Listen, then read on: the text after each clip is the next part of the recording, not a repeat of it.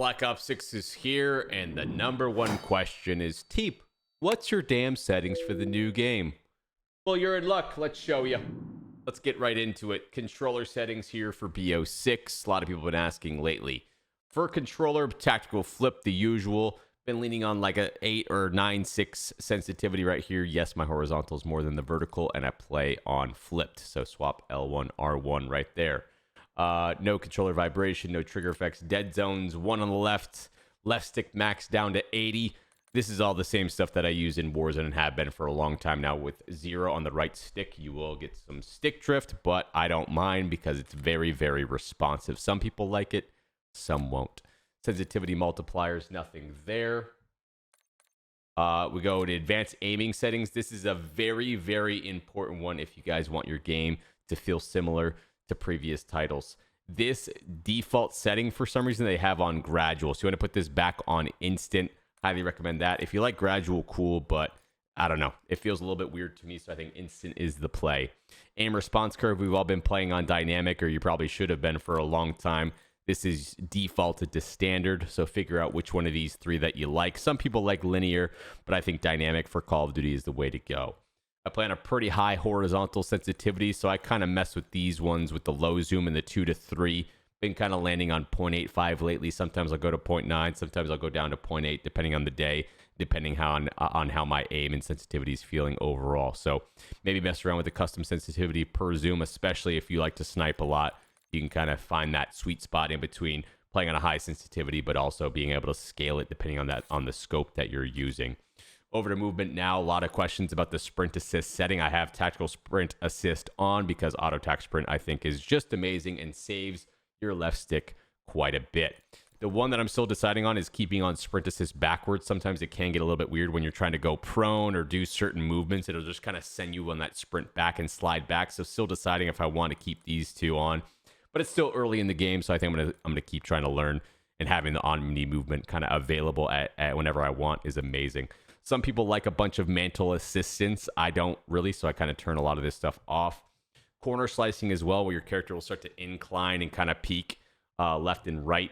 I didn't really like the feel of it, and it just felt a little bit off when I was like moving towards doorways and quarters and stuff, so I decided against that, but some people like it. Slide and dive behavior, I switched to hybrid when I played the BO6 beta, so highly recommend you guys checking out hybrid on controller for this one. Rest of these settings here, sprint restore, slide maintain sprint, a lot of these are defaulted to a pretty good spot. Figure out which ones you want as far as like the automatic airborne mantling and that type of stuff there too. Going over to movement advanced settings here. Some of you guys might, if you don't play on auto tac sprint, you got to decide if you want to do double tap, single tap sprint. So probably single tap sprint's probably the play there. Sprinting, door bash, all this usual stuff. And if you want auto move forward, some people might be into that. That might be something I toggle on for Warzone potentially. Besides that, for combat, for controller, I always do double tap ADS instead of ADS and square. Besides this, probably want to apply all if you end up playing at HVT mode. And having this ready to go for Warzone will be pretty important as well. Go over to combat here. I don't think I really changed anything. You can decide if you want to prioritize interact or reload. Probably interact or tap to reload for multi. And then once we switch back over, prioritize reload for multi. Once we go back to Warzone, obviously prioritize interact will probably be the go-to there. So all the usual stuff. I mean, it's all the COD settings that we've been kind of used to. Now getting over to the beefier, more in-depth graphic settings here. I highly recommend checking out a configuration file. I used someone's named Foves. It ended up boosting my frames by a good like 15 to 20 frames on some of these maps here for BO6.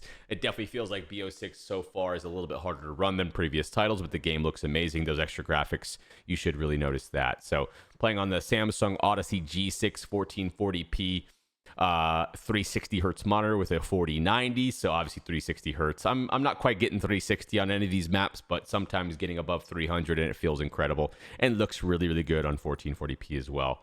NVIDIA Reflex low latency, you want on plus boost. That's the usual settings here, and all this type of stuff is very similar to what we've been running in Warzone for a long time. For the upscaling / sharpening, there are some more settings here, but it seems like most people are still just running the Fidelity FX CAS. VRAM scale target 70. Again, I use someone else's information to kind of just auto populate all these settings. most of these resolutions, things like that, are going to be low. You could definitely get away with medium if you want to up the graphics there. Many easy ways to do it. Still deciding if I want to leave on-demand texture streaming on optimized, daily download limits, all that. I don't really know enough. I'm not knowledgeable enough to know exactly how much this is impacting the game on a daily basis, but I have it on optimized and turned on the download limits for now. Not really sure how much that's really impacting. As far as the streaming quality and everything else, it's going to be mostly low. I usually turn on screen space reflections just because on camos and any sort of reflections in game, I feel like it looks a little bit better. I've been doing that for a couple years now, so don't plan on changing. For view, I've been sticking on 110 FOV. Obviously, Warzone, most people are going to prefer 120, but even on Warzone recently, the past 6 months or so, I've been back on about 110. And obviously, I think a lesser FOV on multiplayer is more beneficial just due to how the maps are played, and you're not really looking as far of distances, and kind of can give you the perception of having more aim assist sometimes, even if it's just a visual thing. Motion blur, weapon motion blur, all that type of stuff. Camera movement you want on little off as much as possible. I wish you can get rid of even more of that. Audio, we're going to go into probably way more detail in the future on this enhanced audio setting. I know it's a big point for people that they're offering this enhanced audio thing. I think they took it out of the game now for a bug or something like that that's been going on. But for now, the audio mix I've been running is Sucker Punch. Still deciding if I want to run, Treyarch mix, or you can do a lot of like different equalizations and, frequency configurations in this. I haven't really messed around with it too far, but for now, I'm just running my usual Dolby Atmos game preset and Sucker Punch in game, which says tightest dynamic range. So I've been liking it so far through a few days of gameplay, reduced tinnitus sound, because that's just good. It's kind of cool if you guys want to throw back to some of the earlier Black Ops games. Hit markers, that's pretty cool too. Interface here, some cool stuff you could do in this one. Telemetry is your usual settings that you see up there in the top left of your screen with the FPS, latency, packet loss, etc. Some of the cool things you could do is customize your gameplay HUD a lot more here, as far as colorblind settings, all that type of stuff. Filters on the map that make things pop out for you guys a little bit easier with the contrast. Obviously, setting your HUD bounds and all that type of stuff. I usually bring them all the way in just because that's been doing for a long time. Don't have to look as far for the mini map. That's all the usual stuff here.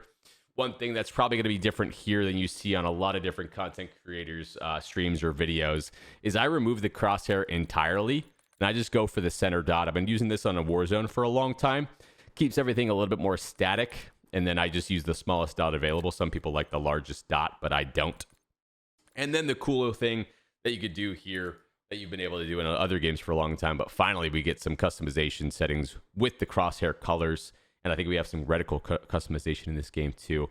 I've always been a teal dot sort of player, or maybe even like a bright purple sometimes too. That's what I've always sort of leaned towards. So you can go here, switch the hue, the saturation, the brightness, and find the sweet spot for you there. I kind of just always have landed on a teal dot of some sort, so it's nice to be able to customize this. And this is kind of the settings that I landed on here. You apply that custom color. You can go back to normal if you guys don't like it as well. Besides that, everything else is pretty straightforward. There's our settings for BO6 so far. We'll probably have to re-update this once again once we get into the Warzone integration with this new BO6 content coming out. So when we get that sorted, we'll probably make another updated video to get you guys going with the settings. But here it is for now. Hope you enjoy.